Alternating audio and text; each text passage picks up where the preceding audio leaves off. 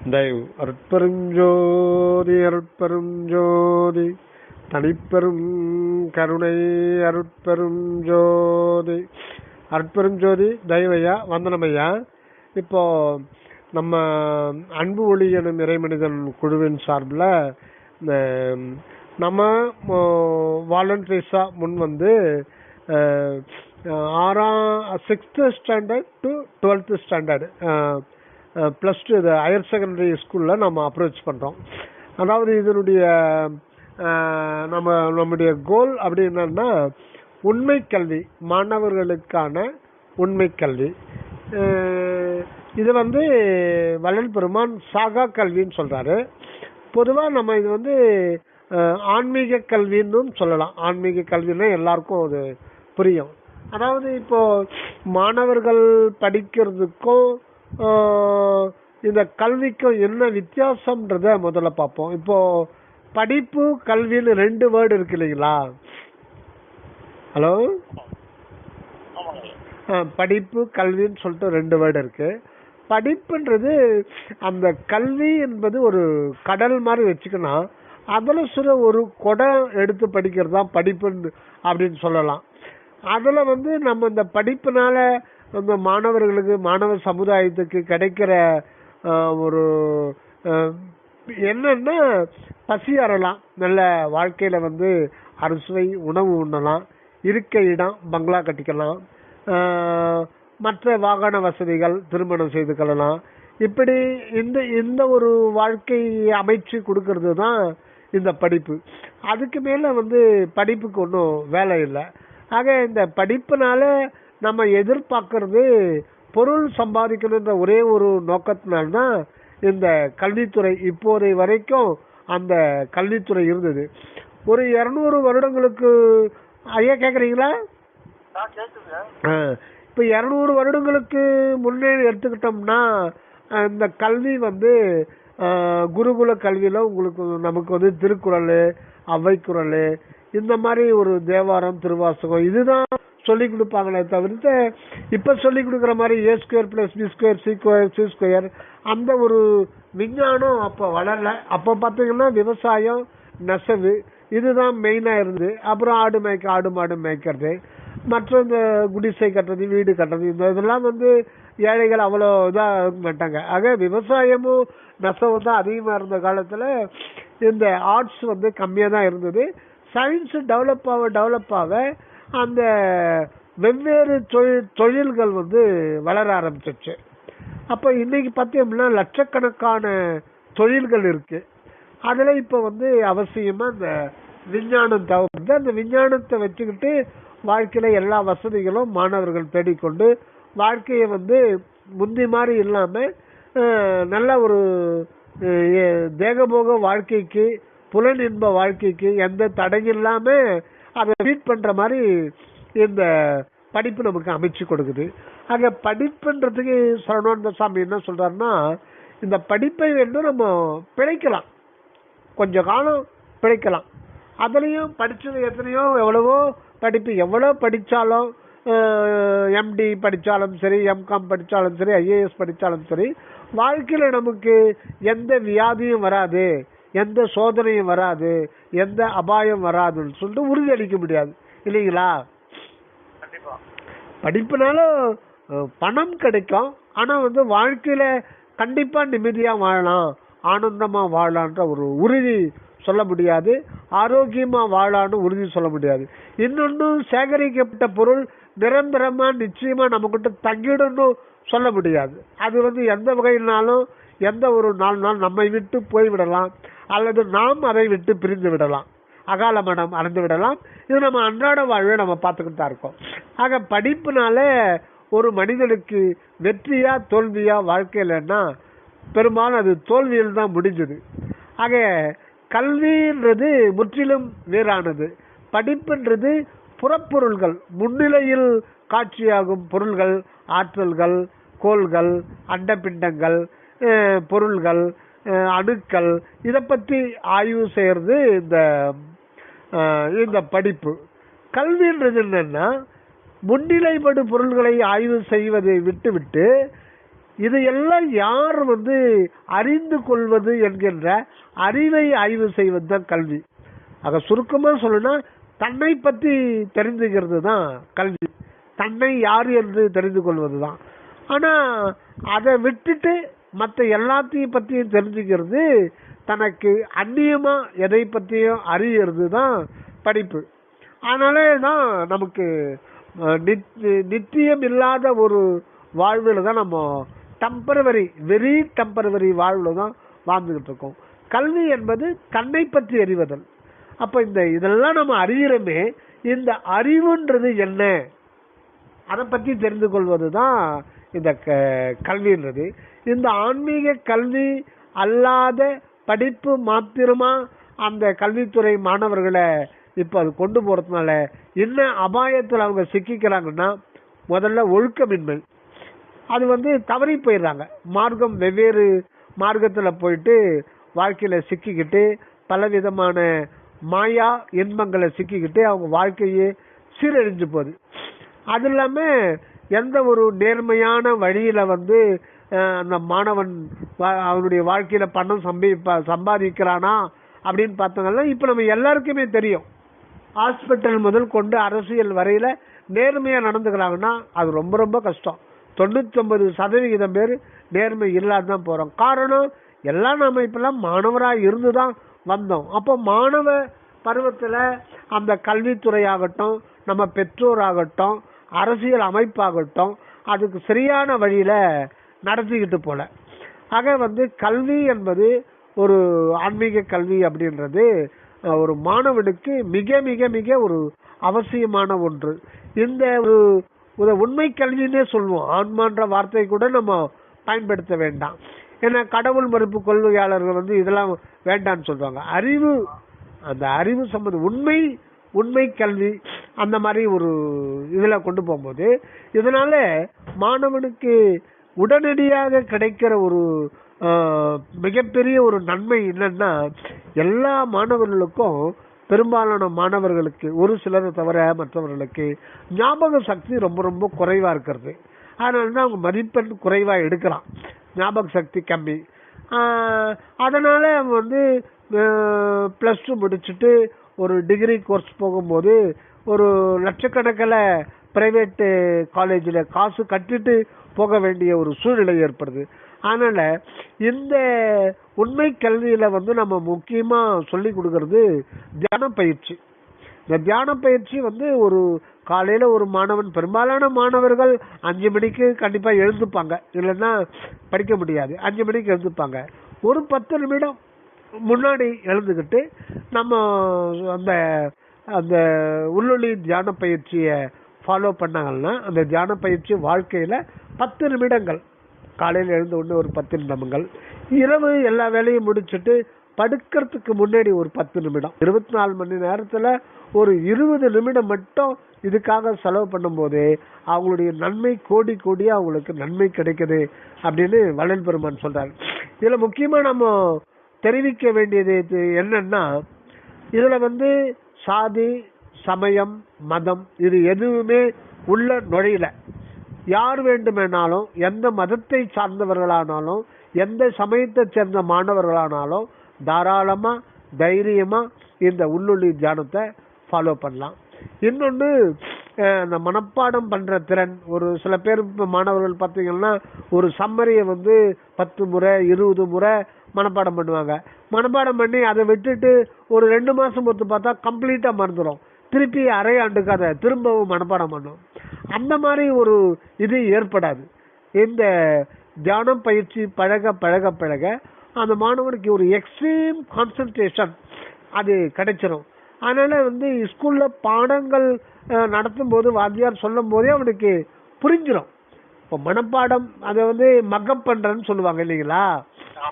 அது ஏன் மக்கப் பண்றான்னா, இந்த ஃபர்ஸ்ட் மார்க் செகண்ட் மார்க் எடுக்கிற மாணவர்களுக்கு மக்கப் பண்ண மாட்டான். அதனாலதான் அவனுக்கு ஈஸியா மாறிடுது. அந்த ஞாபக சக்தி இல்லாதவங்க, அந்த பாடத்தை சரியா புரிந்து கொள்ளாத நிலையில இருக்கிறவங்க, அவங்க தான் மக்கப் பண்றாங்க. மக்கப் பண்ண எதுவுமே நிக்கிறது இல்லை.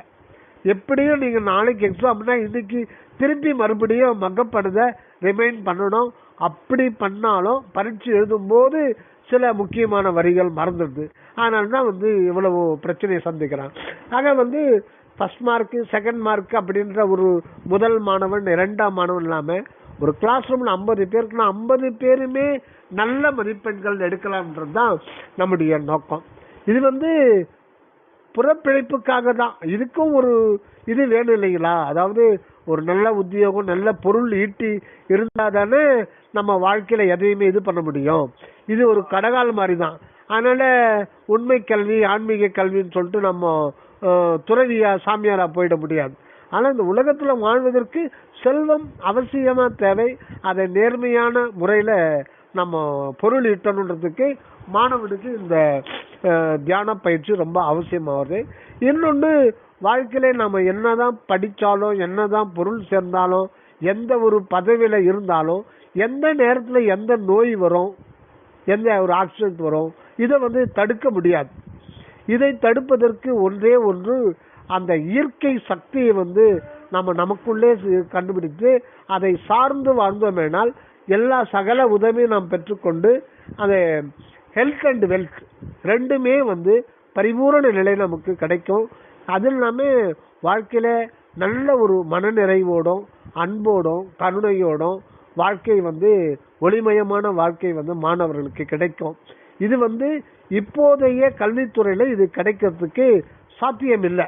அதனால ஒரு இதுல ஸ்கூல்ல எத்தனை பேர் இருக்காங்க, ஒரு 400 பேர் இருந்தாலும் சரி 300 பேர் இருந்தாலும் சரி, ஒட்டுமொத்த மாணவர்களை உட்கார வச்சு வருடத்துக்கு 3 முறை அல்லது 4 முறை, 3 மாதங்களுக்கு ஒரு முறை அல்லது 4 மாதங்களுக்கு ஒரு முறை 3 பீரியடு காலையிலேயோ மாலையிலேயோ அந்த மாதிரி அவங்க அனுமதி கொடுத்தார்களானால் இந்த உண்மை கல்வி, அதாவது அறிவியலும் விஞ்ஞானம் சொல்றோம் இல்லைங்களா, விஞ்ஞானத்தையும் மெய்ஞானத்தையும் இணைக்கும் போதுதான் ஒரு மனிதனுக்கு வாழ்வு உண்டாகுது. இப்ப விஞ்ஞானிகள் அவங்க கண்டுபிடிப்பு மெய்ஞானத்திலிருந்து விலகி போயிடுறாங்க. அது அப்படிலாம் ஒண்ணு இல்லை. எது கேட்டாலுமே எல்லாமே இயற்கையா நடக்குது. ஒரு உதாரணமா இதயம் ஒரு நிமிடத்துக்கு 72 முறை பம்ப் பண்ணுது. அது ஒரு மோட்டார், இயற்கையில் நடக்குது. இது எப்படி அது நடக்குது, அந்த சக்தி அதுக்கு எப்படி கிடைக்குது?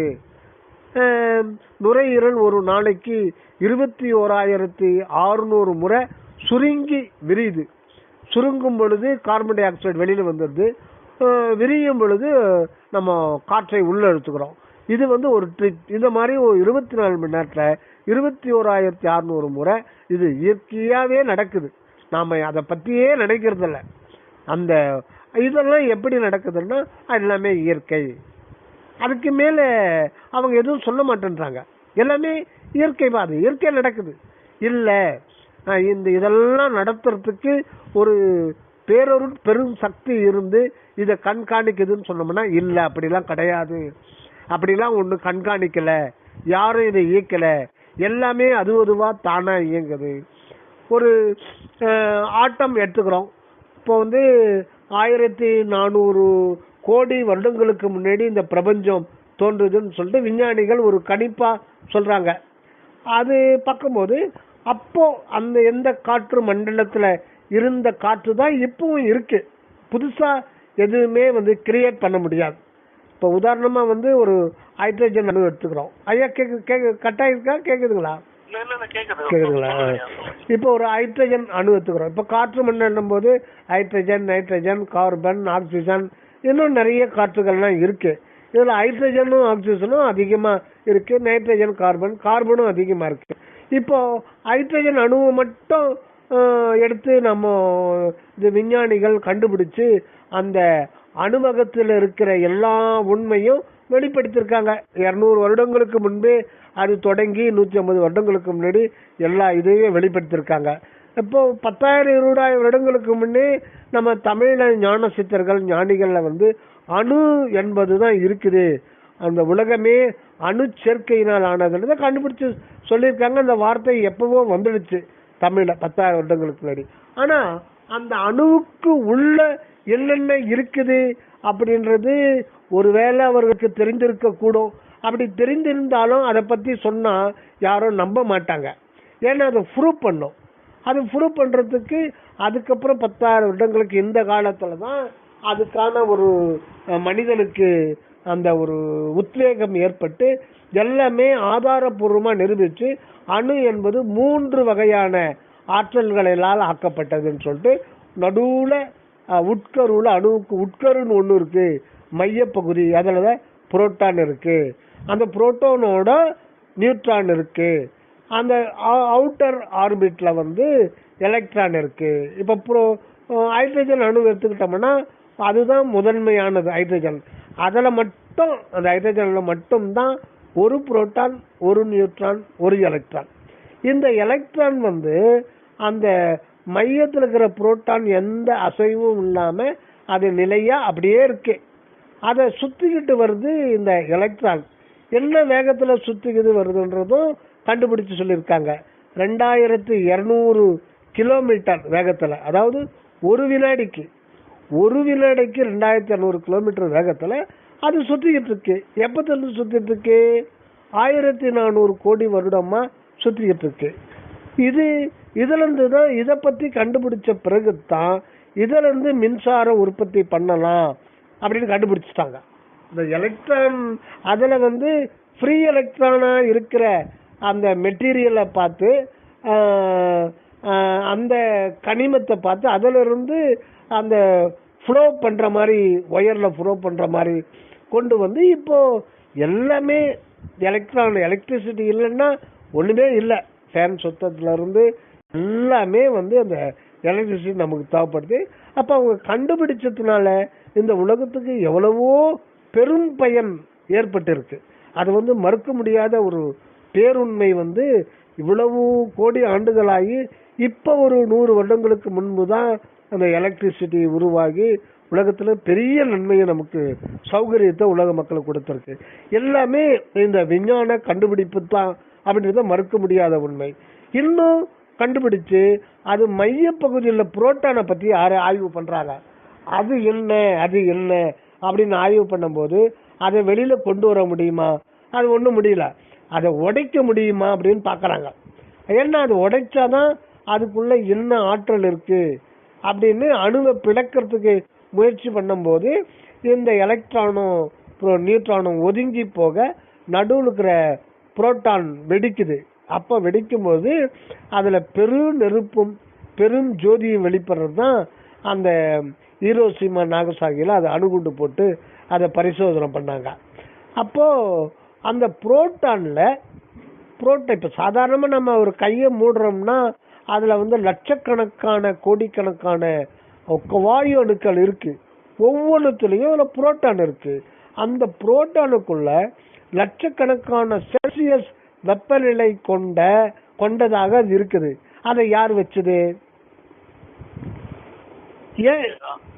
அந்த அந்த இயற்கை தான். இது ஒண்ணும் இல்லை. அது அந்த ஒரு அணு இருக்குன்னா அதுக்குள்ள இருக்கிற அந்த புரோட்டான்ல லட்சக்கணக்கான செல்சியஸ் வெப்பநிலை வந்து அதுக்குள்ள அடக்கிருக்கு. பெரும் ஜோதி வெளிப்படுது. தீய கக்குது. பிளந்தா ஒரு சிட்டியே அழிச்சிடுது. அது எப்படி வந்தது? அதை கேட்டா அது இயற்கை. அது வந்து அதை யாரும் அது வைக்கல. அதுவா வந்து எப்படி வரும்? அதுக்குன்னு ஒரு மூலப்பொருள் இருக்கணும் இல்லைங்களா? ஆக இந்த படிப்புன்றத பார்க்கும் பொழுது இந்த ஏதோ சொல்லுவாங்க, நடுவில் ஒரு பக்கத்தை காணும், நடுவில் சில பக்கத்தை காணும் அப்படின்ட்டு. இன்னொன்று கூட சொல்லுவாங்க, ஏன்னா வாழும் காணும் தலையும் காணணும். அந்த மாதிரி முன்னுரையும் இல்லை முடிவுரையும் இல்லை, நடுவுலையும் பக்கத்தை காணலை. ஆக முழுமையாக எதையுமே சொல்லாமல் இந்த விஞ்ஞானம் வந்து எல்லாமே இயற்கை அப்படின்னு சொல்லிடுறதுனால்தான் நமக்கு வந்து மாணவன் வந்து அது ஒரு தொழில் ரீதியாக போகிறான். அவனுக்கு ஒரு நெகிழ்ச்சி ஏற்படலை. ஒரு இவ்வளோ பெரிய இது இருக்கு. இப்போ பூமி எடுத்துக்கிட்டோம்னா பூமி வந்து பூமின்ற வாகனத்து மேலே நம்ம 800 கோடி மக்கள் வந்து பிரயாணம் பண்ணிட்டு இருக்கோம். இது ஒரு மணி நேரத்துக்கு 1670 கிலோமீட்டர் வேகத்தில் எத்தனையோ கோடி காலம் சுற்றிக்கிட்டு இருக்கு. இதுக்கு எவ்வளோ பெரிய மோட்டார் வேணும்? இது யாரு ஸ்டேரிங் பிடிக்கிறது? கரெக்டாக அந்த சூரியனை நீள்வட்ட பாதையில் சற்று நெருங்கியும் தள்ளியும் சில மாதங்களில் ரொம்ப நெருங்கியும் சில மாதங்களை ரொம்ப விலகியும் இருக்கும்போது நமக்கு பனிக்காலம், மழைக்காலம், கோடைக்காலம், இலைவேநீர் காலம் இந்த மாதிரியான நமக்கு வருதுன்னா அது கரெக்டா எத்தனையோ 1000 கோடி வருஷமா அது வந்து அந்த கரெக்டா அந்த டியூட்டியை செஞ்சுட்டு இருக்கு. அது மட்டும் இல்ல, இது வந்து 1 மணி நேரத்துக்கு தன்னைத்தானே 1670 கிலோமீட்டர் வேகத்துல சுத்திக்கிட்டு இந்த சூரியனை சுத்துற வேகம் தான் அது பிரமிக்கத்தக்க வேகம். 1 மணி நேரத்துக்கு 1,07,000 கிலோமீட்டர் வேகத்துல சுத்திட்டு வருது. அப்ப 24 மணி நேரத்துல பாருங்க, 24 மணி நேரத்துல 24 லட்சம் கிலோமீட்டர் வந்துடுது. 25 லட்சம் கிலோமீட்டர் 360 100 நாளைக்கு அதை கால்குலேட் 10 நாளைக்கு 250 லட்சம், 100 நாளைக்கு 2500 லட்சம், அது இன்ட்டு இன்னொரு அப்போ ஒரு நாளைக்கு 250 லட்சம்னா இன்ட்டு 365 அவ்வளவு இத்தனை லட்சம் கிலோமீட்டர் தொலைவுக்கு அந்த நீள்வட்ட பாதையில சுத்திட்டு வருதுன்னா அதனுடைய வட்டப்பாதையினுடைய இது வந்து ஸ்பேஸ்ல எவ்வளவு இடம் இருக்கும் பாருங்க. அப்போ அவ்வளவு 1 மணி நேரத்துல 1 லட்சம் கிலோமீட்டர் வேகத்துல போற வாகனத்து மேல நம்ம பிரயாணம் பண்றோம். இத பத்தி நம்ம நினைக்கிறோமா? ஏன் இத பத்தி நினைக்கிறதுக்கு சிந்தனையை தூண்டி விடாத கல்வி என்ன கல்வி? இதெல்லாம் நினைக்கும் போதுதான் அந்த ஒரு மாணவனுக்கு ஒரு இயற்கையை குறித்த ஒரு அன்பு ஏற்படும்.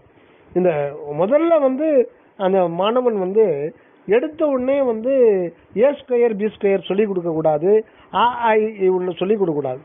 முதல்ல இந்த உலகம் ஏன் தோன்றுச்சு, இந்த உலகம் வந்து ஏன் தோன்றுச்சு அந்த ஒரு கேள்வி. எப்படி தோன்றுச்சு? தானே தோன்றுச்சா, யாரானா தோற்றுவித்தாங்களா? ஐயா கேக்குதுங்களா?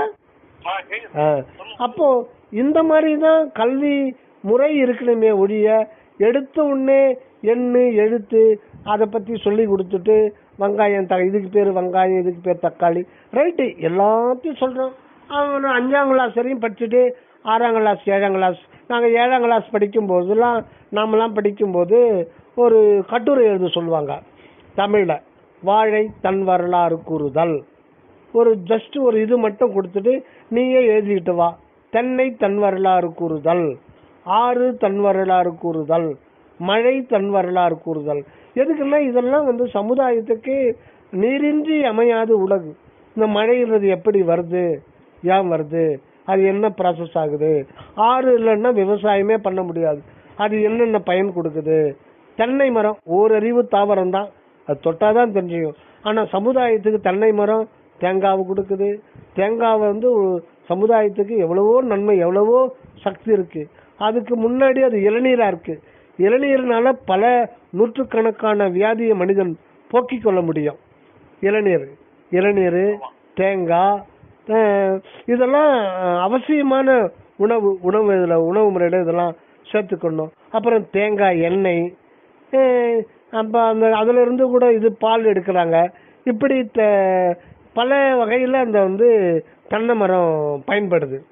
அப்புறம் வாழை மரத்தை எடுத்துட்டோம்னா வாழை மரம் அன்றாட வாழ்க்கையில நம்ம வாழைப்பழம் சாப்பிட்றோம். சமையலுக்கு வாழைக்காய் அற்புதமான ஒரு உணவு. வாழைத்தண்டு அதை வந்து சிறுநீரக கல் போக்கக்கூடிய ஒரு இது. வாரத்துக்கு ஒரு முறை வாழைத்தண்டு சேர்த்துக்கணும், இந்த பிரச்சனைகள் வராது. இன்னும் வந்து அந்த வாழை மரம் உணவு நாம ஒரு எவர் சில்வர் தட்டு சாப்பிட்றத விட வாழை இலையில சாப்பிட்டா அதுல பல சத்துக்கள் இருக்காம்.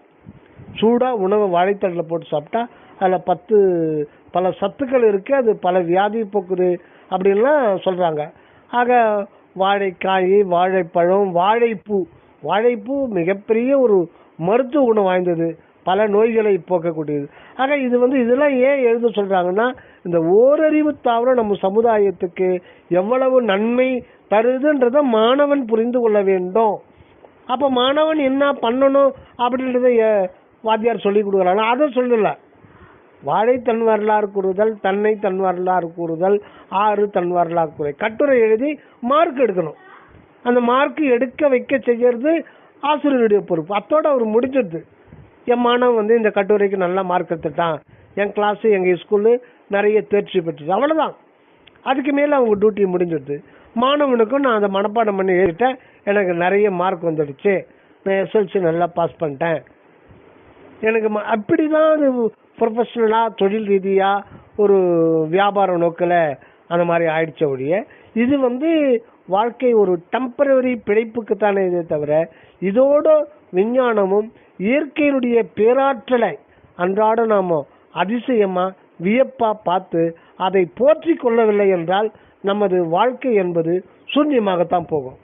அங்கே அன்பு, கருணை இதெல்லாம் ஒரு ஒரு சிறிய குறுகிய வட்டத்தில் இருக்குமே ஒழிய பெரிய வட்டத்துக்கு மனிதனுக்கு ஒரு நல்ல ஒரு சந்தோஷமான மனநிறைவான உண்மையான வாழ்க்கை தருமானா இப்போதைய இருக்கிற கல்வி நிச்சயம் தராது. அதனால நம்ம அந்த விஞ்ஞானத்தோட மெய்ஞானத்தை இணைத்த ஒரு அந்த கல்வி முறையை நம்ம இது கொண்டு வரோம். இதுல மறுபடியும் சொல்றது சாதி, மதம், சமயம் எந்த ஒரு இதுவும் இதுல கலவாமல் அந்த மாணவன் அவங்க இஸ்லாம் மதத்தை கடைபிடிச்சாலும் சரி, கிறிஸ்துவ மதத்தை கடைபிடிச்சாலும் சரி, ராமனை வணங்கினாலும் சரி, விநாயகரை வணங்கினாலும் சரி, எந்த கோயிலுக்கு எதானா அது இருக்கட்டும், இது தனி. இந்த ஒரு இது வள்ளல் பெருமான் சொல்றது அந்த இவங்க இயற்கை எடுத்தாலும் இயற்கை அதெல்லாம் ஒன்றும் இல்லை அப்படின்னு இவங்க சொல்லும் போது இயற்கையின் அப்படின்னு அதுக்கு ஒரு தனி சக்தி இல்லை. அப்படி பார்க்கும்போது அவங்க அதை சூன்யம் தான் சொல்றாங்க, அப்படிலாம் ஒன்றும் இல்லை. ஆனால் அதே இயற்கை என்ற வார்த்தையே வள்ளல் பெருமான் யூஸ் பண்றார். இன்பே நந்தருளி அருள் இயற்கையிலே வைத்தாலும் அந்த இயற்கை என்பது என்னன்னு வள்ளல் பெருமான் சொல்ல வர்றதுன்னா அந்த இயற்கை என்பது அகண்ட அன்பு ஆகிய இருப்பு. அகண்ட அன்பு என்கின்ற ஒரு இருப்பு தான் இயற்கை. அது அன்பு மயமானது, அது ஒரு அன்பு வெளி.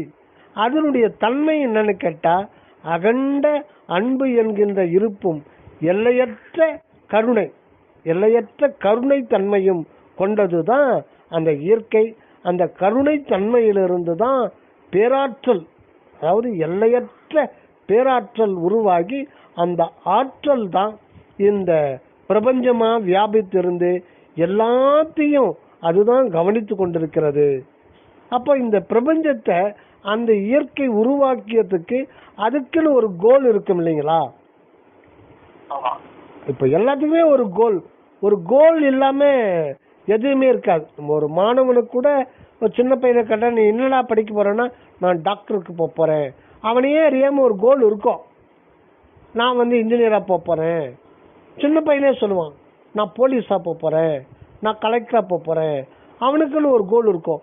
அந்த கோல்லையே திரும்ப திரும்ப நினைச்சு இப்படி மாறணும்னு நினைக்கும் போது அவன் ஐஏஎஸ் ஆபீசரா மாறிடுறான், போலீஸ் ஆபீசரா மாறிடுறான், ஒரு டாக்டரா மாறிடுறான். அந்த கோல்லையே நம்ம குறிக்கோளை வச்சுட்டு அதுக்காகவே நம்ம உழைக்கும் போது அதுவாகவே மாறிடுறோம். அதே மாதிரி மாணவன் மட்டும் இல்லாம இயற்கை பேராற்றல் பேரறிவோடு தான் இருக்கு. அதுக்கு உருவம் கிடையாது. இத பத்தி எந்த மதமோ வெளிப்படையா விளக்கமா சொல்லல.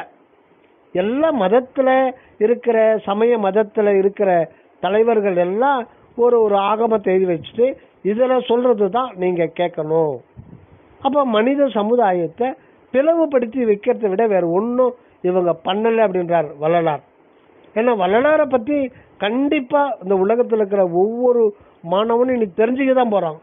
ஏன்னா சாதி, மதம், சமயம் எல்லாமே உண்மைய வெளிப்படையா சொல்லாம மூடி மறைச்சு சொன்னதுனால்தான் இன்றைய உலகம் சண்டை, சச்சரவு, போர், வறுமை, நோய் நொடிகள், சகல பிரச்சனைகள், சோதனைகள், தீர்க்க முடியாத ஒரு வைரஸ் நோய்கள், இதுல எவ்வளவோ மருத்துவத்துல முன்னேறி கூட பல வியாதிகள் கண்டுபிடிக்க முடியாது. எத்தனையோ லட்சக்கணக்கான உயிர்கள் போயிடுது. எவ்வளவோ சமுதாய சீர்திருத்தம், யூஎன் கவுன்சில்லாம் இருக்கு. அப்படி இருந்தும் போரை தவிர்க்க முடியுதா? இல்ல. உலக சமாதான சபை இருக்கு, இருந்தும் முடியலையே.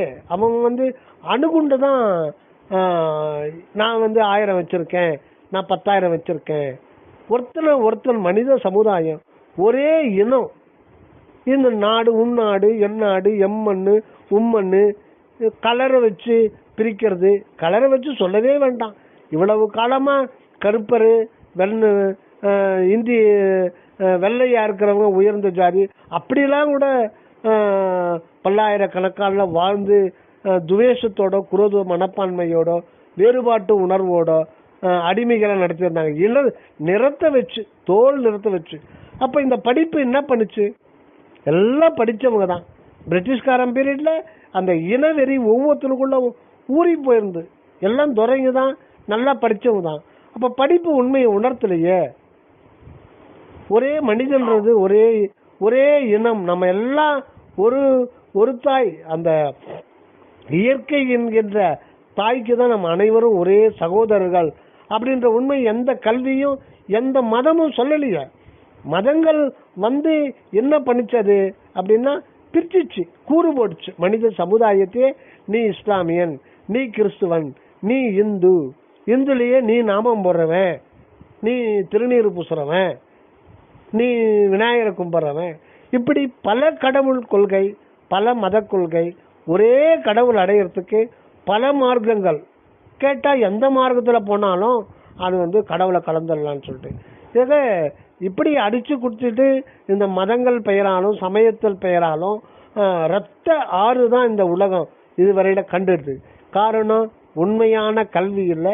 உண்மையான கல்வியை எந்த ஒரு சமய மதங்கள் கூட யோக மார்க்கங்கள் கூட போதிக்கவில்லை. அதுக்காக தான் 1823 அந்த இயற்கை பேரொருட் பெரும் சக்தி, அதை தான் வள்ளல் பெருமான் அருட்பெரும் ஜோதி என்றார். அந்த இறைவனே அருளால் வருவிக்கப்பட்டவர் தான் வடலூர் ராமலிங்க அடிகளார். அவர் அவர் எதுக்கு வந்தாரு, என்ன சொன்னாரு அப்படின்னு பார்த்தோம்னா ஒரே ஒரு வார்த்தை தான். அவர் எழுதின இது திருவருட்பா 6000 பாடல் அடங்கிறது.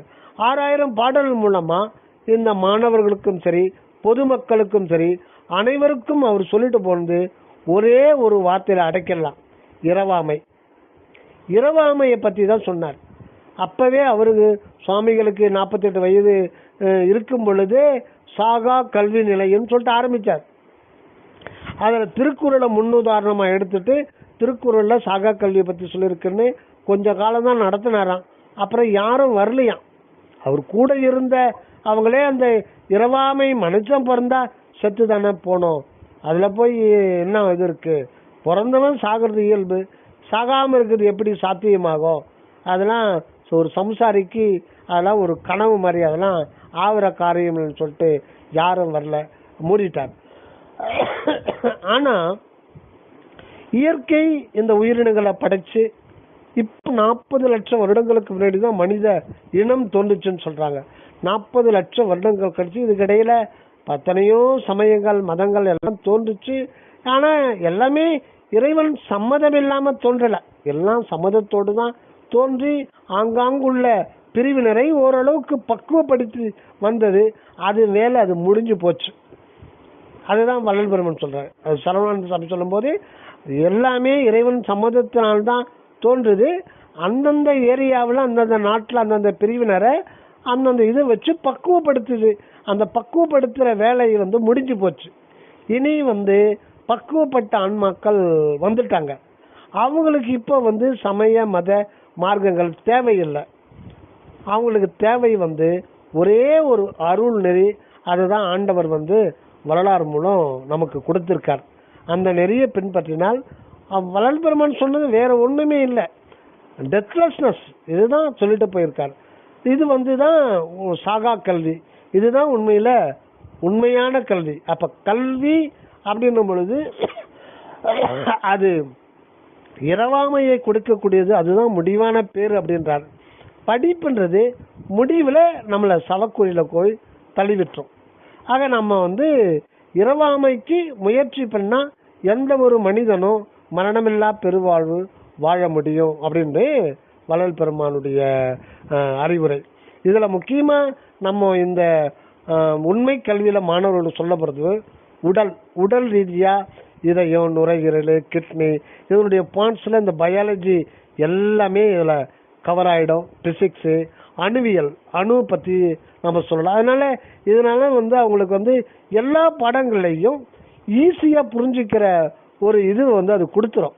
இயற்கையினுடைய பேராற்றலை வியந்து போற்றி இது பண்ணும்பொழுதே அது வந்து அந்த ஆற்றல் வந்து அவருடைய அறிவில் சேர்ந்துடும். அதனால இந்த இதெல்லாம் வந்து அந்த அவங்க போர்ஷன் கூட இந்த இதில் வந்து கவர் ஆகிடும். வருடத்துக்கு 4 முறை கொடுத்தால் போதும். 3 மாதங்களுக்கு ஒரு முறை 3 பேர் கொடுத்தா போதும். எல்லாரும் உட்கார வச்சு நம்ம சொல்லிடலாம். இதில் வந்து இதுவரையில இருந்த படிப்பில் நம்ம தெரிஞ்சுக்கிறது, அது கூட எம்பிபிஎஸ் போனால் தான், இல்லை பயாலஜி போனால் அப்புறம்தான் இதயத்தை பற்றி படிக்க வேண்டியிருக்கு. அதுக்கு முன்னாடி வரையில ஓரளவுக்கு +2ல் 10ல் நம்ம சொல்லி கொடுக்குறாங்க. ஆனால் இதில் வந்து 6ஆம் கிளாஸ் பையனுக்கே இது புரிந்து கொள்ளுகின்ற மாதிரி இதை சொல்லலாம். இது வந்து பேசிக்காக இதாகிடும். இதெல்லாம் எப்படி செயல்படுது, அப்போது இந்த உடல் கூறுகள், இந்த உடல் எப்படி உருவானது, இந்த உடலுக்கு உள்ளே இருக்கிற மனம், அதை டச் பண்ணுறதே கிடையாது. +2 வரையிலும் சரி, அந்த காலேஜில் கூட அந்த மன இயலை பற்றி சொல்லலை. அது எம்பிபிஎஸ் படிச்சுட்டு சைக்காலஜிக்கு போனால் தான் அவங்களுக்கு வந்து அந்த மனோ தத்துவத்தை பற்றி சொல்கிறான். இல்லை நாம் விரும்பி மனோ தத்துவ நூல்கள் தனியாக தான் படிக்கிறோம். ஆனால் மனம்ன்றது எவ்வளவு பெரிய ஒரு முக்கியமான ஒரு இந்த உடம்புல இருக்கிற ஒரு அதிசூக்கும உறுப்பு, அதை பற்றி சொல்கிறதே இல்லையா. அதை பற்றி நாங்கள் படிக்கும்போது வரவே இல்லையே. எதுலையுமே நாங்கள் இதுவரையில் படிச்சல மனத்தை பற்றி ஒன்றுமே சொல்லலையே. அது எப்படி அது கவர் ஆகும், அது எப்படி கல்வித்துறையில் கவர் ஆகும். அதனால தான் இது வெற்று படிப்பு அப்படின்னு சுவாமி சரவணன். இது வந்து சந்தை படிப்புன்றார் வள்ளலார். அற்பா நீங்கள் படிக்கிறதெல்லாம் சந்தை படிப்பு, நம் சொந்த படிப்போ சந்தை படிப்பு தான் இதுன்றார். இது நம்ம சொந்த படிப்பு கிடையாது. இதனால சாப்பிடலாம் நல்லா அறுசுவையோட. அது கூட இறைவனுக்கு அது கிருபை இருந்தால் தான் சாப்பிட முடியும். நம்ம எவ்வளோ பணம் சேவிச்சாலும் 500 சுகர் வந்துருச்சோன்னா அவன் சொல்கிறது தான் சாப்பிட்ணும். 2 இட்லி தான் சாப்பிட்ணும், நிறைய சாப்பிடக்கூடாது, சுகர் சாப்பிடக்கூடாது, ஏதோ கண்ட்ரோல், இத்தனை மாத்திரை சாப்பிடணும், இன்சுலின் போட்டுக்கணும். இது கூட இறைவனுடைய ஆசீர்வாதம் இருந்தால் தான் பணத்தை வச்சுருந்தா அனுபவிக்கிறதுக்கு அவனுடைய அனுமதி வேணும். அதனால் இந்த பொருளை கொண்டு ஒரு நித்தியமான வாழ்வை பெறலாமான்னா முடியாதுன்றது தான் உண்மையான ஒரு இது. அதனால் இந்த உண்மை கல்வி என்பது கல்வித்துறையில் மிக முக்கியமாக சேர்க்கப்பட வேண்டிய ஒன்று.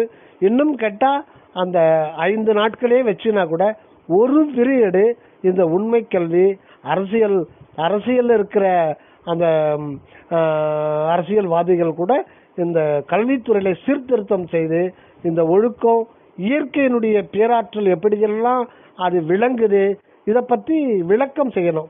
இதெல்லாம் மதம் கடந்த ஒரு நிலையில் யாருடைய இதுக்கும் நம்ம கட்டுப்படாம இந்த அரசியலில் கல்வித்துறை வந்து இயங்கணும். ஆக இதில் வந்து நம்ம முக்கியமாக நம்ம என்ன டாப்பிக்கில் கொண்டு போகிறோம்னா ஸ்பிரிச்சுவல் சயின்ஸ், அதாவது விஞ்ஞானமும் மெய்ஞானமும் கலந்த ஒரு சயின்ஸை பற்றி நாம் சொல்ல போகிறோம். இந்த உதாரணமாக பார்க்குறோம், இதை பார்க்குறோம்னு சொல்லிட்டு நம்ம ஜஸ்ட்டு சொல்கிறோம். கண்ணை திறந்தா இப்போ ஐயா வீட்டுக்கு வர, ஐயா நீங்கள் இருக்குது மேல்மருவத்தூரா? மேல்மருவத்தூர் தான் சொன்னீங்க. இப்போ நான் ஐயா பக்கம் வர்றேன்னா உங்கள் வீட்டுக்கு வர்றேன், உங்களை சந்திக்கிறேன், உங்களை பார்க்குறேன், நீங்கள் சேரில் உட்காந்துருக்கீங்க, எனக்கு ஒரு சேரை போட்டுங்க, உங்களை பார்க்குறேன். இதுதான் நம்ம நினச்சிட்ருக்கோம். ஆனால் கிடையாது. நீங்கள் என் எதிரில் உட்காந்துறீங்களேன்னா இல்லை, அதை நான் வந்து எனக்கு உள்ளதான் உங்களை பார்க்குறேன். இது விஞ்ஞானம் சொல்லுது, ஆனால் வெளிப்படையாக சொல்லலை. அவங்க மார்க்குக்காக அவங்க படிக்கிறாங்க மாணவர்கள். அது வந்து எப்படி நமக்கு கண்ணு தெரியுது? ரெண்டு முக்கியம். ஒன்று கண்ணு, இன்னொன்று ஒளி. கண் இருந்து ஒளி இருந்தா, ஒளி இல்லைன்னாலும், ஹலோ கேக்குதுங்களா? ஹலோ, நமக்கு கண்ணு இருந்தும் ஒளி இல்லைன்னா நமக்கு இந்த உலகத்தை பார்க்க முடியாது இல்லைங்களா? ஒளி இருந்தும் பார்வை இல்லாத இயற்கையிலேயே பிறக்கும் போதே பார்வை இல்லைன்னா அவங்கள உலகத்தை பார்க்க முடியாது. அப்போ ஐயா இப்போ வந்து ஒளியினுடைய வேலை என்ன? முதல்ல ஒளியினுடைய வேலைன்னா, ஒளியை பற்றி அந்த இது வந்து 6ஆம் கிளாஸ்லேருந்தே சொல்லலாம். அப்போதான் அவனுக்கு வந்து அந்த இதை வந்து இயற்கையினுடைய பேராற்றலை பற்றி ஒரு நினைச்சு நினைச்சு உருகுகின்ற ஒரு தன்மை நெகிழ்ச்சி வருவாங்க. அந்த நெகிழ்ச்சியில தான் அன்பும் அந்த எல்லா உயிரினத்தின் கருணையும் அவனுக்கு உதயமாகும். அதுக்காக நம்ம வந்து அந்த கடைசி கிளாஸ் வரை வெயிட் பண்ண வேண்டியதில்லை. இது எல்லாமே இது பொதுவாகவே சொல்லிடலாம். இது எல்லாமே தெரிஞ்சுக்க வேண்டியது. ஏன்னா 6ஆம் கிளாஸ்லேயே அந்த எலிஜிபிலிட்டி அந்த பையனுக்கு அந்த தகுதி வந்துடுது. அப்போ அந்த ஒளியினுடைய வேலை என்னன்னா, ஒளியானது ஒளியில வந்து அந்த ஒளி துணுக்குகள் சொல்றாங்க, ஒளி அணுக்கள். இப்ப சூரியன் கிட்ட இருந்து தானே அந்த சுடர் வருது இல்லைங்களா? இப்ப சூரியன்றது அங்க வந்து அணு பிளவு, அத வந்து அங்க அணு சதா பிளந்துகிட்டு இருக்கும் போது அந்த புரோட்டான்ல இருந்து தீ வெளிப்படுது. அதுல இருந்து உங்களுக்கு வந்து எலக்ட்ரோ மேக்னெட்டிக் வேவ்ஸ் வெளிப்படுது. அது வந்து நமக்கு வந்து சுடரா வருது.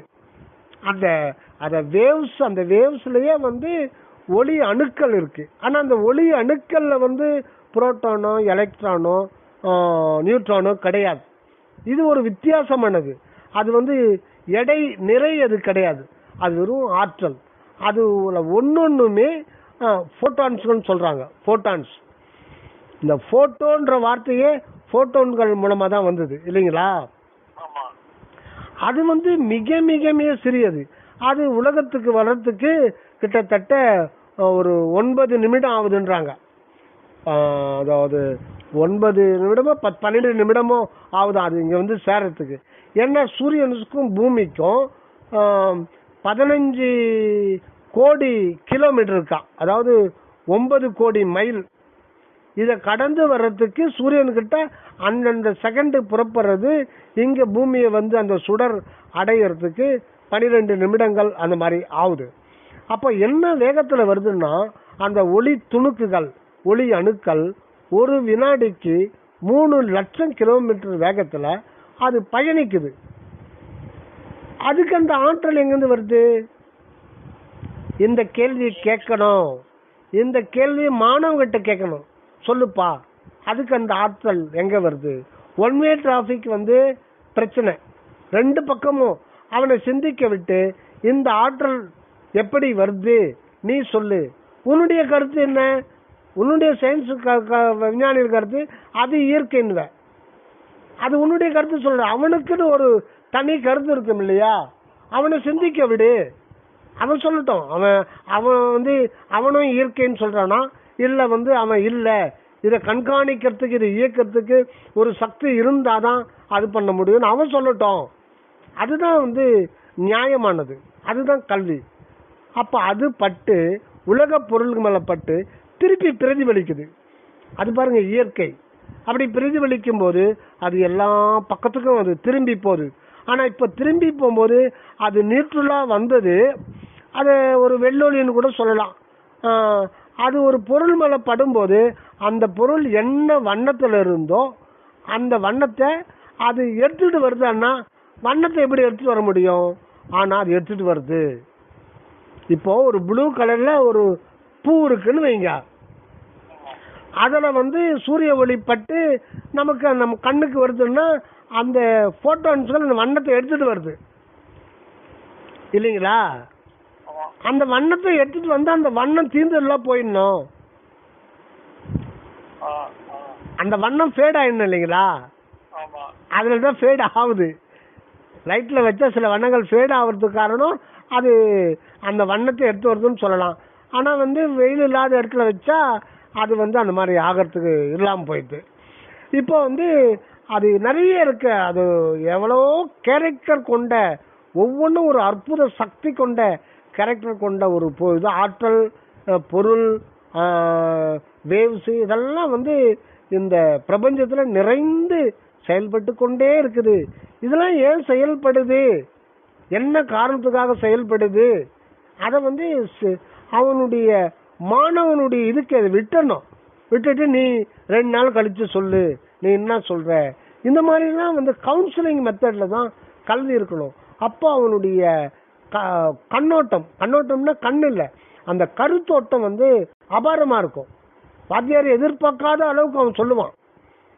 அப்போ அவன் இளமையிலேயே ஒரு சிந்திக்கிற திறனை நாம கொண்டு வரணும்னா ரெண்டு பக்கமும் இருக்கணும். வாத்தியார் பக்கமும் இருக்கணும். உன்னுடைய கருத்து என்னப்பா சொல்லு, நீ என்ன நினைக்கிற அப்படி சொல்லும் போது அவன் சொந்த சுயமா சிந்தனை வந்து அவனுக்கு தூண்டிவிடப்பட வேண்டும்.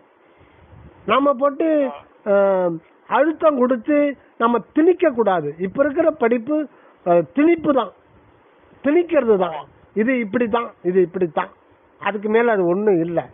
அதுக்கு அப்பால இருக்கிற சூக்கும சக்தியை பத்தி நம்ம சொல்லணும் இல்லையா? ஆக அது வந்து அந்த கலருக்கு ஏற்ற வோல்டேஜ் தான் எடுத்துன்னு வருதான். இப்ப நம்ம கண்ணை எடுத்துக்கிட்டோம்னா, இப்ப கண்ணோட பாற்று கண்ணை எடுத்துக்கிட்டா அது கண்டாக்டர் படிப்பாங்க. அது ஏகப்பட்ட புத்தகங்கள் இருக்கு. ஒரு 10 லாரி புத்தகங்கள் இருக்கலாம் இதுவரையில கண்ணை பத்தி கண்டுபிடிச்சது. அதுல எத்தனையோ பார்ட்ஸ் இருக்கு. ஒரு சின்ன கோழி முட்டை அளவுக்கு நம்ம கண் இருக்குன்னு வச்சுங்க. அதுல பல பார்ட்ஸ் இருக்கு. அதுல முக்கியமா 4-5 பார்ட்ஸ் சொல்றாங்க விஞ்ஞானத்துல. முதல்ல வந்து கார்னியான்றாங்க, விழி வெண்படலம். நமக்கு கண்ணில் வெண்படலம் இருக்கு இல்லைங்களா, அது ஜவ்வு. முதல்ல அது ஜவ்வு இருக்கு. அப்புறம் அது ஒரு வேலை பண்ணுது. அதுக்கு இன்னும் பார்த்தீங்கன்னா பொப்பில் ஒன்று இருக்கு, அந்த அந்த கண் மணி. அதுக்கப்புறம் அதுக்கு நடுவில் லென்ஸ் தான் ரொம்ப ரொம்ப முக்கியமானது. ஆனால் எது எப்படி போனாலும் இது எல்லாமே ஜவ்வுகள்னால் ஆனது தான். மாமிசம் இது புரோட்டீன் தானே, ஒரே புரோட்டீன் தான். வெவ்வேறு பார்ட்ஸ், வெவ்வேறு கேரக்டர், வெவ்வேறு பர்ஃபார்மன்ஸ் எல்லாமே இருக்கு. இதெல்லாம் எப்படி அவனை கேளுங்க, மாணவனை கேளுங்க, இதெல்லாம் எப்படிப்பா நீ என்ன நினைக்கிற, இயற்கை பத்தி நீ என்ன நினைக்கிற, இதெல்லாம் அதுவா உருவாதா? நம்ம சாப்பிட்றோம், சாப்பிட்ட சாப்பாடு தாய் கருப்பைக்குள்ள போது, கருத்தரித்த மறுநாள்ல இருந்து இதெல்லாம் ஆட்டோமேட்டிக்கா அந்தந்த பார்ட்ஸ் உருவாகுதே. எலும்பு 72,000 நாடி நரம்புகள் உருவாகுது, எலும்புகள் உருவாகுது, ரத்தம் உருவாகுது, அதெல்லாம் இதயம் உருவாகுது, அதெல்லாம் கரெக்டா உருவாகுதே. ஒரே சாப்பாடு தான், அந்த சாப்பாடுடைய சத்தம்சம் எசன்ஸ் மட்டும்தான் போகுது. இது எப்படி அந்தந்த பார்ட்ஸா உருவாகுது? அம்மா அப்பா உருவாக்குறாங்களா? அப்படி உருவாக்குனா அவனுக்கு தெரியுமே. உள்ள அந்த உறுப்பு குறைபாடுன்னா ஸ்கேன் பற்றி தானே டாக்டருக்கும் தெரியாது, நமக்கும் தெரியாது. ஸ்கேன் எடுத்து பார்த்து தான் கன்ஃபார்ம் பண்ணிக்கிறாங்க இப்பெல்லாம் உறுப்புகள் குறைபாடு இருக்கான்ட்டு.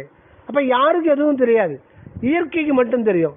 அவங்ககிட்ட போனா இயற்கைன்றது அது ஒரு எம்டினஸ், அப்படிலாம் ஒன்றும் இல்லை. ஆனா வள்ளலாறு இயற்கையை ஃபுல்னஸ்ன்றார்.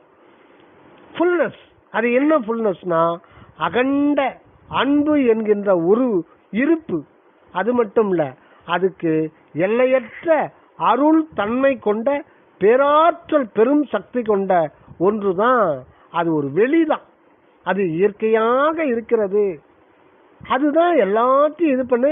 அப்படி பண்ணுதுன்னா ஏன் பண்ணுது? அப்போ இதுக்கப்புறம் அந்த லென்ஸுக்கு அப்புறம் ஒவ்வொன்றுத்துக்கும் ஒரு வேலை. அதுக்கப்புறம் வந்து ரெட்டினா கிட்ட போகுது. ரெட்டினா ரொம்ப ரொம்ப முக்கிய பங்கு வகிக்குது. ஒரு கண் பாதிப்பாகிறதுக்கு லென்ஸை கூட ரீப்ளேஸ் பண்ணிடுறாங்க, செயற்கை லென்ஸு. ஆனால் ரெட்டினாவை ஒன்றுமே பண்ண முடியாது. ரெட்டினால பாதிப்பு வந்துச்சுன்னா கண்ணு போனது தான். அந்த கோலத்தில் இருக்கு அந்த ரெட்டினாவை பங்கு மிக மிக அப்புறம். அந்த ரெட்டினாவில் நம்ம பார்க்கறது தலைக்கீழா தெரியுதுன்னு சொல்றாங்க. அந்த திரை, அது ஒரு திரை. இப்போ அதுக்கப்புறம் இருக்கிறது பார்த்தீங்கன்னா இது ஆப்டிக் நர்வ்ஸ். இப்போ இந்த ரெட்டினா என்ன பண்ணுது அப்படின்னா மொத்தமே வந்து சிக்னலா மாத்துதான்.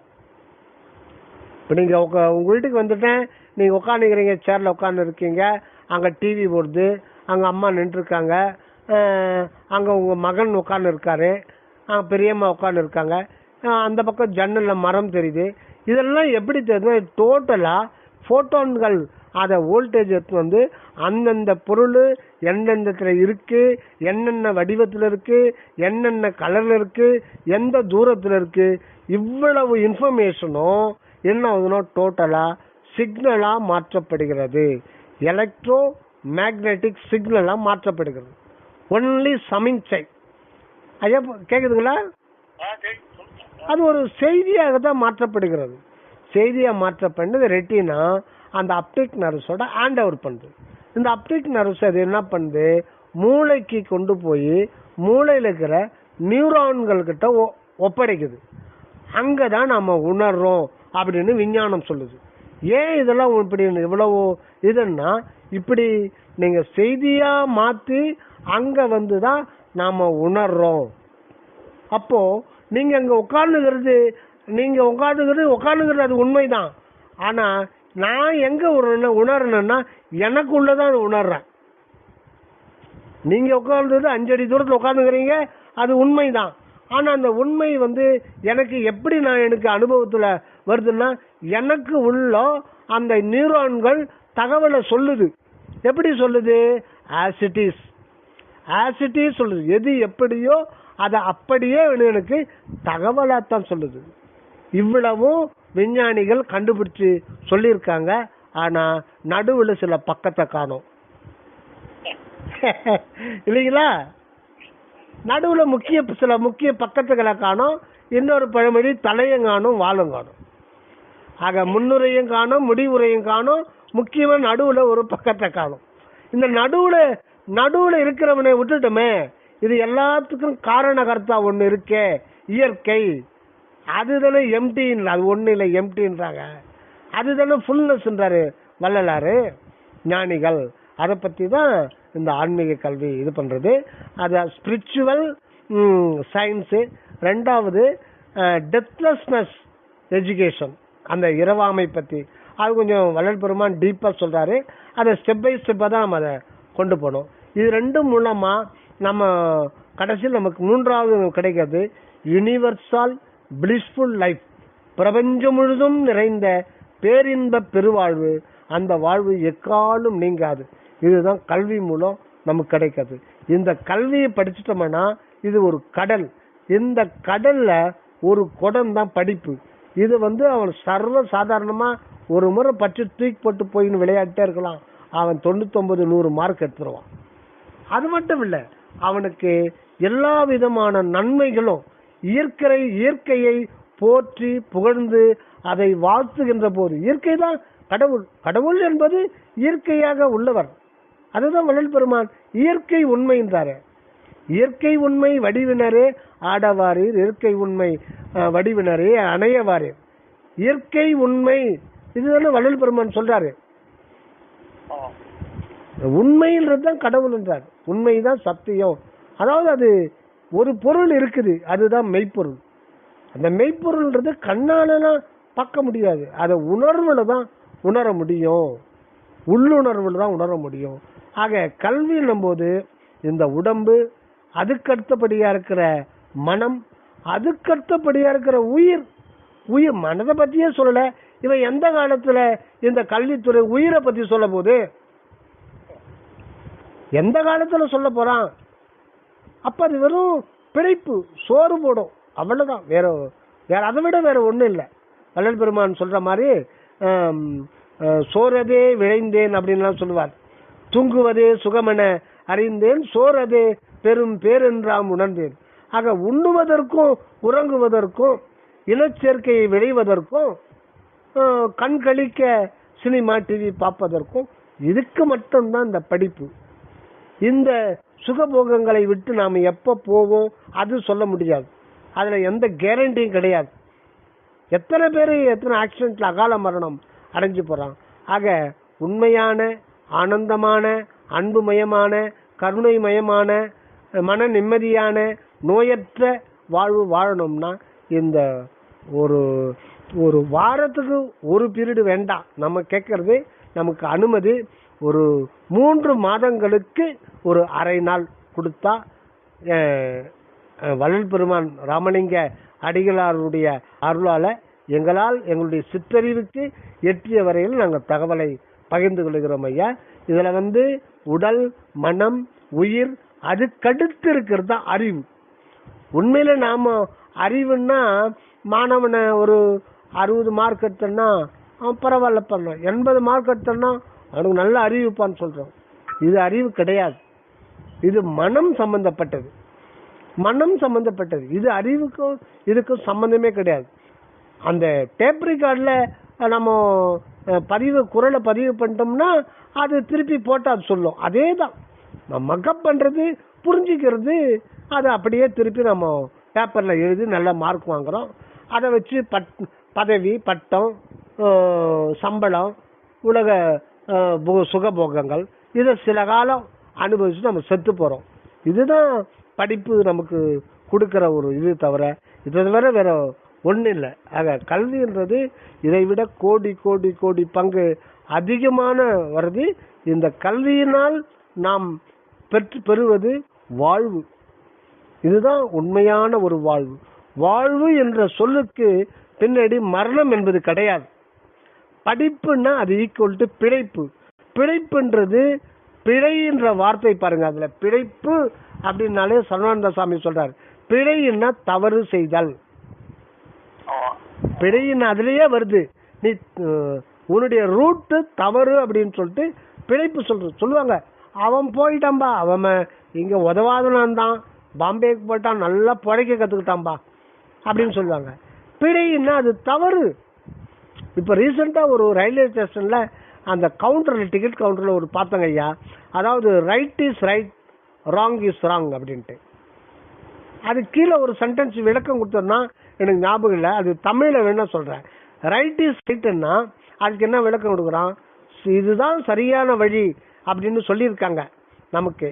அது இப்படி சொன்னது சரியான வழியை காட்டுறது யாருன்னா செயின்ட் ராமலிங்கம் ஆஃப் வடலூர். அவர் தான் சரியான வழியை காட்டினார். ஏன்னா அவர் தன்னுடைய சொந்த சைவ சமயத்திலிருந்தே வெளியேறிட்டார். அதுல இருந்தே வெளியிட்டார். எந்த சமயம், சாதி, மதம் இது எல்லாமே உள்ளதை உள்ளபடி சொல்லல அப்படின்னு அவருக்கு ஆண்டவர் சொல்லிட்டார். அதனால நீ அந்த கட்டுக்கோப்புக்குள்ள நீ இருக்காத, அத மத கட்டு உன்னை கட்டி போட்டிருக்கு, அதை விட்டு வெளியில வா, நான் எல்லா உண்மையும் சொல்றேன், நான் சொல்ற உண்மையை நீ உலக மக்களுக்கு எல்லாருக்கும் சொல்லிருட்டார். இது நடந்ததுதான். அதுதான் வள்ளல் பெருமான் சொன்னது. இனி உலக மக்களுக்கு அது கண்டிப்பா போய் சேரும், அது எல்லாருக்குமே போய் சேரும். ஆனா உலகத்துல பெரிய மாற்றமும் வரப்போறது உண்மைதான். ஆக எந்த ஒரு அதுல இருந்து அவர் வெளியே வந்துட்டு தான் இந்த ஒரு எல்லோருக்கும், எல்லா மனிதர்கள்னா எல்லாருக்கும் சேர்ந்தது இந்த உலகத்துக்கு மட்டும் இல்லை, இது போல கோடி கோடி கோடி உலகங்கள் இந்த பிரபஞ்ச வெளியில மிதந்துட்டு இருக்கான். நம்ம போல பூமிகள் எத்தனையோ கோடி கோடியா இருக்கான். அங்கெல்லாம் இருக்கிற மக்கள் எல்லோரும், அங்கெல்லாம் மக்கள் வாழறாங்க. அப்படி இருக்கும்போது எல்லோருக்கும் சேர்ந்து ஒரே கடவுள் தான் இருக்கார். ஆக இந்த பிரபஞ்சம் முழுதும் வியாபித்திருக்கிற ஒரு இயற்கை உண்மையாகிய கடவுள் அப்படின்றது இதுவரையில யாரும் சொல்லாத ஒன்றை இறைவனே அந்த ஒன்றான கடவுளே இந்த முறை எல்லோருக்கும் உண்மையான வாழ்வு தரணுன்ற பெருங்கருணையினால வள்ளலார இந்த உலகத்துக்கு அனுப்பிச்சு வச்சு அந்த சாகா கல்வியை பத்தி நமக்கு சொல்லி கொடுத்துருக்காருங்க ஐயா. ஆக இந்த தகவல் உங்களுக்கு ரெக்கார்ட் பண்ணியிருக்கேன். இதை உங்களுக்கு நைட் அனுப்பிச்சு விட்டுறேன். இது எவ்வளோ நேரம் வருதுன்னா 1 மணி நேரம் வருதுங்க ஐயா. இதை நீங்கள் கொடுத்து ஒரு 10 ஹெட்மாஸ்டர், அசிஸ்டன்ட் ஹெட்மாஸ்டர், டீச்சர்ஸு, முக்கியமாக சயின்ஸு டீச்சர்ஸு, தமிழ் வாத்தியார், உங்களுக்கு எல்லாருக்குமே கொடுங்க. கொடுத்துட்டு அது கண்டிப்பாக இது கேட்ட பிறகு அவங்க அனுமதி கொடுப்பாங்க. இது அந்த ஒரு இது அவங்களுக்கு உண்டு. அது தலைமை ஆசிரியர் நினைக்கலாம், இது பண்ணலாம். ஏன்னா நம்ம எந்த ஒரு மதத்தை சார்ந்தவர்கள் கிடையாது. நாம கிறிஸ்துவ பத்தியோ இல்ல அல்லாஹ்வை பத்தியோ ராமர் சொல்றதை பத்தியோ அங்க போய் சொல்ல போதில்ல. இது பொதுவானது. இது ஸ்பிரிச்சுவல் சயின்ஸ். வரலாறு சொல்றது எல்லாமே ஸ்பிரிச்சுவல் சயின்ஸ். இயற்கை என்பது ஒரு அன்பும் அருளும் நிறைந்த ஒன்று. அது அது ஒரு ஸ்பேஸ் தான். அது இந்த ஒரு உண்மையை யாருமே சொல்லல. அதனால இது எல்லோ 800 கோடி மக்களுக்கும் இது சூட்டபிளானது. இதனால கிடைக்கிற மாணவனுக்கு கிடைக்கிற இது total extreme goodness of health and wealth கூட இதுல கிடைக்கும். இந்த பொருள் தானா வரும். அவனுக்கு எந்த ஒரு சோதனையோ வறுமையோ துக்கமோ அவங்க வாழ்க்கையில அந்த மாணவனுக்கு வரவே வராது. ஏன்னா அந்த 10 நிமிடம் தியானம் அவனுக்கு எல்லா நன்மையும் கண்டிப்பா கொடுக்கும். இதை அற்பெருஞ்சோதி ஆண்டவர் வந்து கண்டிப்பா செய்வார் அப்படின்னு சொல்லி இத்தோடு இது நிறைவு செய்கிறேன் ஐயா. நன்றி, வந்தனம் வந்தனம். இது வந்து நீங்க பிளஸ் அந்த ஹையர் செகண்டரி ஸ்கூல்ல ஒரு 10 பேருடைய நம்பர் வாங்கி அதை அங்கேயே ஃபார்வர்ட் பண்ணிடுங்க எல்லாருக்கும். நான் இதுக்கு அடியே நாளைக்கு குழுவிலையும் போட்டுடுறேன். சரிங்க சரிங்க, நன்றிங்க ஐயா, ரொம்ப நன்றி. உங்க முயற்சி இருக்கிறதுனால தான் இதை பதிவு பண்ண வேண்டிய ஒரு இது வந்தது. சரிங்க சரிங்க சரிங்க, நன்றி நன்றி நன்றி நன்றி நன்றி. அற்பெருஞ்சோதி அற்பெருஞ்சோதி தனிப்பெரும் கருணை.